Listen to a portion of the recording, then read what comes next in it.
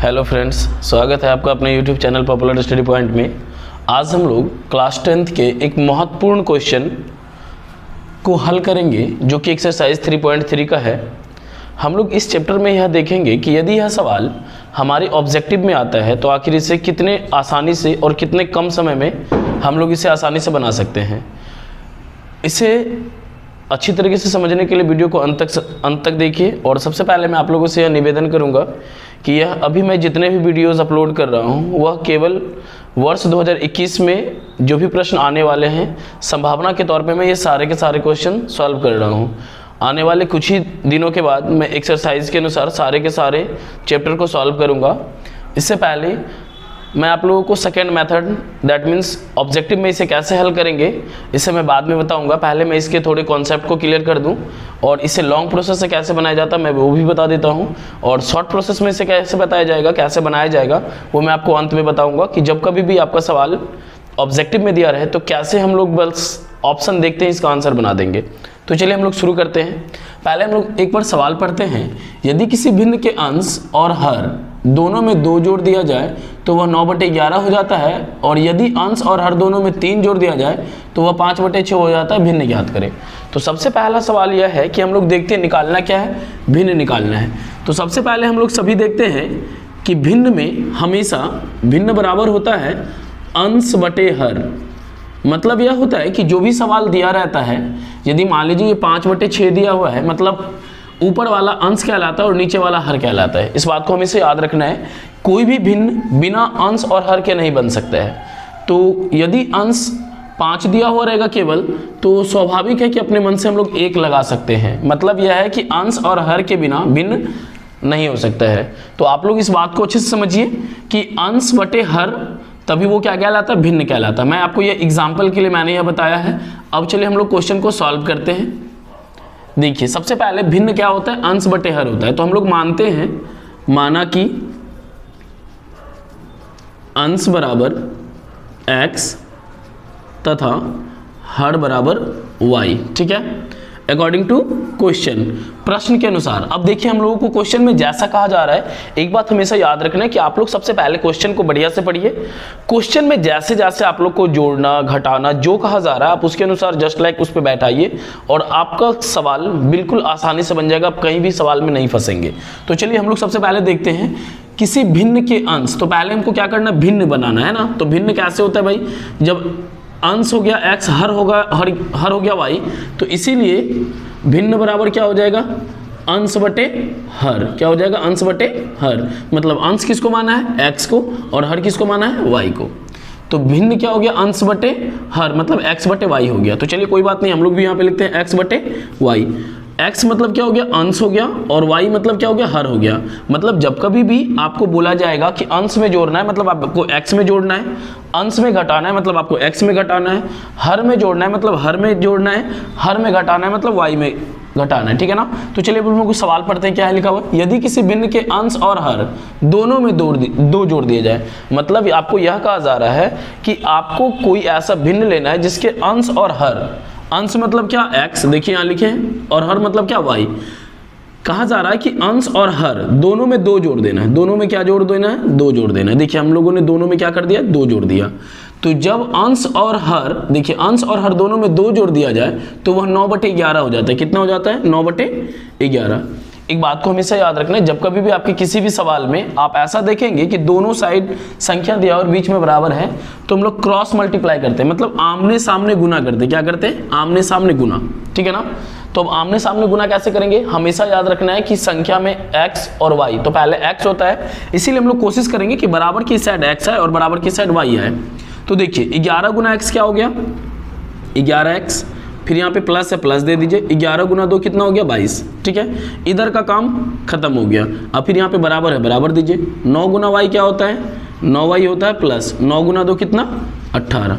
ठीक है, हमेशा याद रखना है ये कहलाएगा रैखिक समीकरण। अभी जो हम हल करेंगे इस क्वेश्चन को, तो वो करेंगे रैखिक समीकरण पे। तो हमेशा याद रखना रैखिक समीकरण हमेशा इस प्रोसेस पे होता है, x और y एक तरफ होता है और संख्या एक तरफ होता है। तो हम लोग अभी वही करेंगे, 11x है, ये प्लस इधर आके क्या होगा -9y, इधर क्या बच गया 18। हमेशा याद रखना ये प्लस इधर आके क्या हो गया माइनस, इधर बचा क्या 18। अब इधर जो प्लस है वो इधर आके क्या हो जाएगा माइनस, मतलब फाइनली यह हो जाएगा 11x माइनस 9y बराबर 18 में से 22 घट जाएगा तो क्या बचेगा 4। ये इक्वेशन फर्स्ट, ठीक है। अब हम लोग देखते हैं यह पहला यहाँ तक का स्टेटमेंट हमारा कंप्लीट हो गया, ठीक है। अब फिर से यहाँ पे लिखेंगे पुनः। अब फिर से देखिए क्या कह रहा है, यदि अंश और हर दोनों में 3 जोड़ दिया जाए, तो चलिए ठीक है। भिन्न क्या था x और y था, दोनों में क्या आ रहा है 3 जोड़ना है। क्या करना है 3 जोड़ना है, तो आप इसमें भी 3 जोड़ लीजिए और इसमें भी 3 जोड़ लीजिए। हमेशा याद रखना आपको सवाल के अनुसार बैठाना है। अब यदि इसमें कह देता कि अंश में 3 जोड़ दीजिए तो अंश में हम x + 3 कर देते, और कहता y में 2 घटा दीजिए तो हम यहाँ y - 2 लिखते। लेकिन आपके सवाल में दिया है कि यदि अंश और हर दोनों में 3 जोड़ दिया जाए, तो अंश में भी 3 जोड़ दिया, हर में भी 3 जोड़ दिए, तो वो कितना हो जाता है 5/6 हो जाता है। 5 क्या हो जाता है 6 हो जाता है। फिर देखिए इधर भी संख्या इधर भी संख्या है, तो क्या करेंगे हम लोग क्रॉस मल्टीप्लाई करेंगे, इसको इसके साथ और इसको इसके साथ। तो फिर देखिए 6 को x के साथ गुना करेंगे, देखिए 6 गुना x 6x, यहाँ पे क्या है प्लस है तो यहाँ पे कर देंगे प्लस, और 6 गुना 3 कितना हो गया 18 हो गया, ठीक है ना। अब फिर से देखिए 5 गुना y क्या हो गया 5y प्लस 5 गुना 3 कितना 15, ठीक है। फिर हम लोग क्या करेंगे देखिए थोड़ा सेम प्रोसेस, 6x हो जाएगा, ये प्लस 5y है, बराबर किस साइड आ जाएगा तो क्या होगा -5y हो जाएगा, इक्वल टू। अब देखिए इधर क्या बच गया 15 बच गया, और ये प्लस इधर आके क्या होगा माइनस, मतलब 6x - 5y इक्वल टू 15 में से 18 घट गया मतलब -3। एक बार फिर से इसको समझेंगे, ये 6x जिस तरह हम लोगों ने यहाँ पे किया था, देखिए 11x था, ये प्लस इधर लाए तो माइनस हो गया, इधर बची 18, ये प्लस इधर लाए तो माइनस हो गया। 11x - 9y, 18 में से 22 घटेगा मतलब 22 बड़ा है, तो 22 में से 18 घटेगा 4 बचेगा, बड़ा का चिन्ह हमेशा लगता है तो हम लोगों ने माइनस लगा दिया। सेम प्रोसेस इसमें भी हम लोगों ने किया, 6 गुना x 6x, 6 गुना 3 18, 5 गुना y 5y और 5 गुना 3 15, ठीक है। तो हम लोग क्या करेंगे फिर इस y को x की तरफ लाएंगे, तो ये प्लस था इधर आके क्या हो गया माइनस, इधर क्या है 15 और ये प्लस इधर आके क्या हो गया माइनस, मतलब 6x - 5y इक्वल टू -3। क्यों 6x - 5y, फिर 18 में से 15 घट गया -3। हम लोगों ने इसको माना इक्वेशन सेकेंड, ठीक है। अब हम लोग क्या करेंगे समीकरण 1 और 2 से हल करेंगे। क्या करेंगे हम लोग समीकरण 1 और 2 से हल करेंगे, मतलब फ्रॉम फर्स्ट एंड सेकेंड।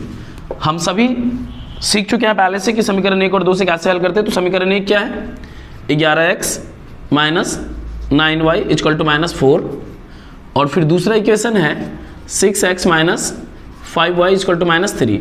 ये इक्वेशन फर्स्ट और ये इक्वेशन सेकेंड, ठीक है।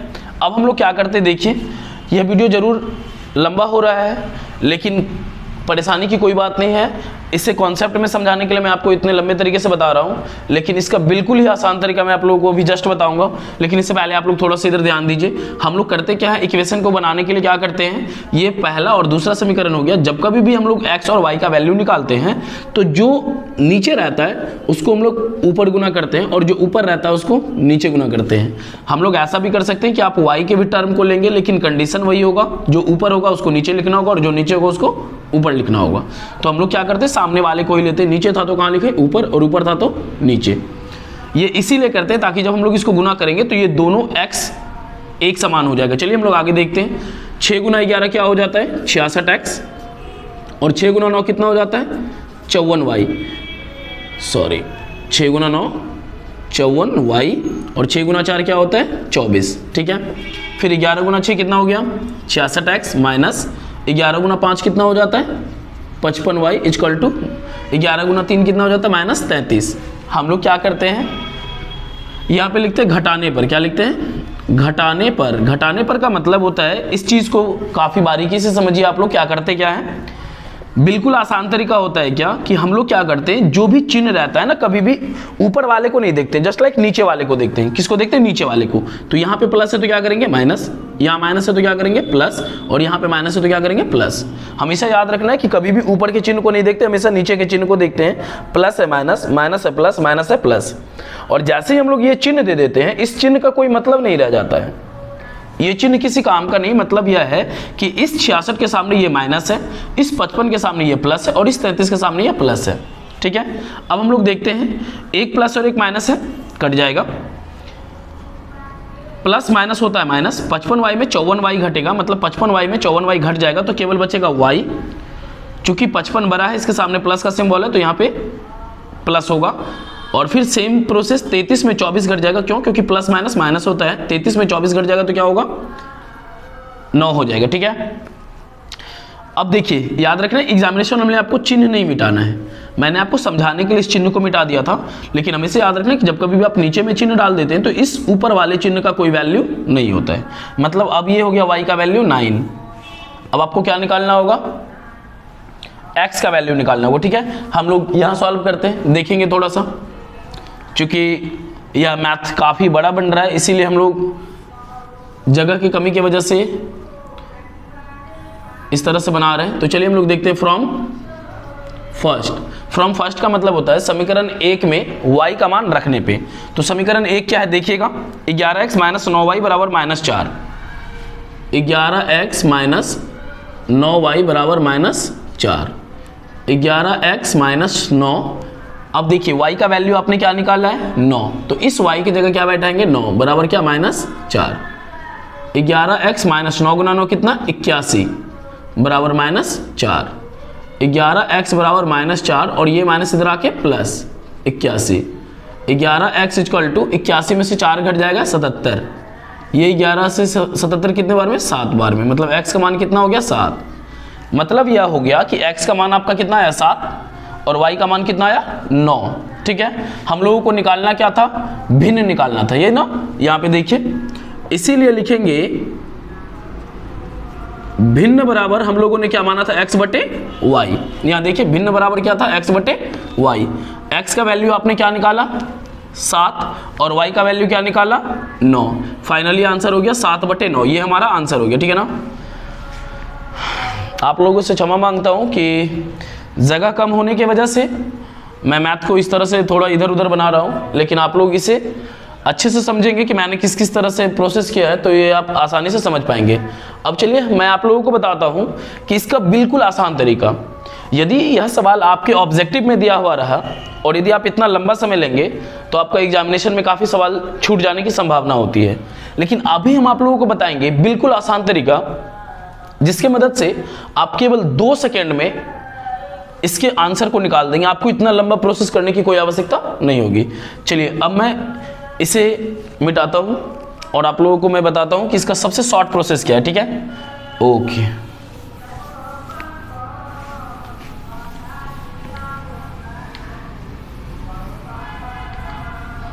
ठीक है, हम लोगों ने फाइनली जान गया कि 7 बटे 9 इसका आंसर है। ठीक है ना, चलिए ठीक है, ओके ओके।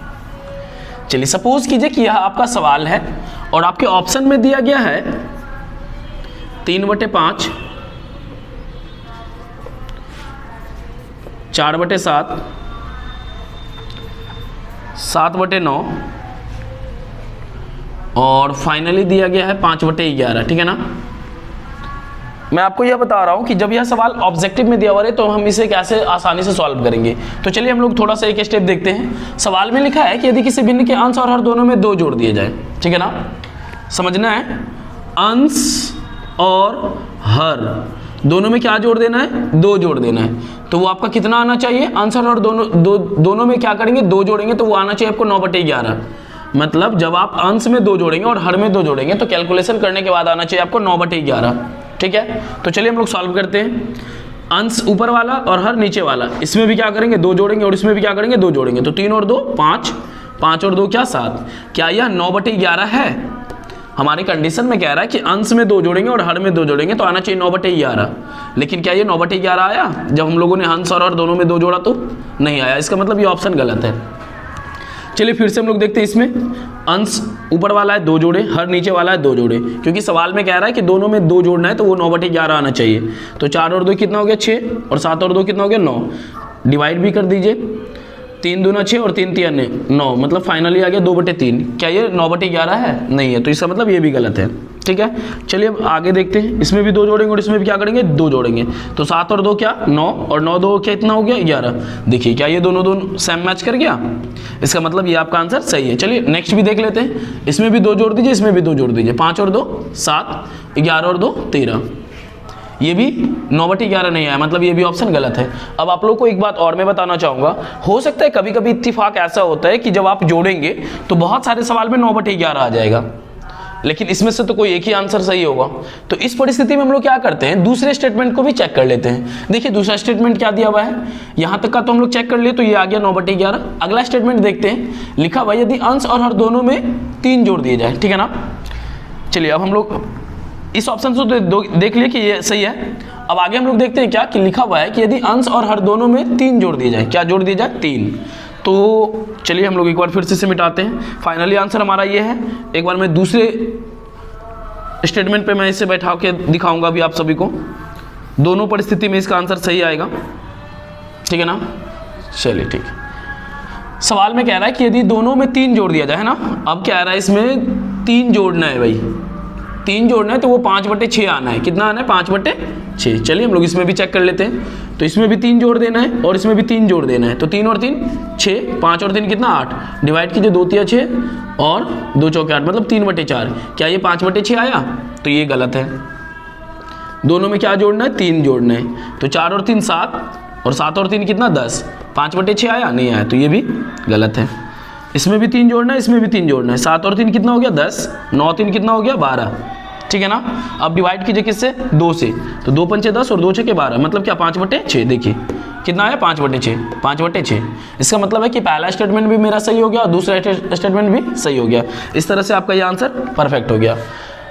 फाइनली मैं आप लोगों को केवल इतना ही बताना चाहता हूँ कि जितने भी मैथमेटिक्स हैं जो ऑब्जेक्टिव में पूछे जाते हैं, मैं आपको उसके लॉन्ग प्रोसेस और शॉर्ट प्रोसेस दोनों बताऊँगा। और आशा करते हैं कि आपको यह वीडियो अवश्य समझ में आया हो, और यदि आपको यह वीडियो समझ में आया हो तो लाइक अवश्य करें, और यदि आप मेरे चैनल पे न्यू हैं तो सब्सक्राइब करें। धन्यवाद।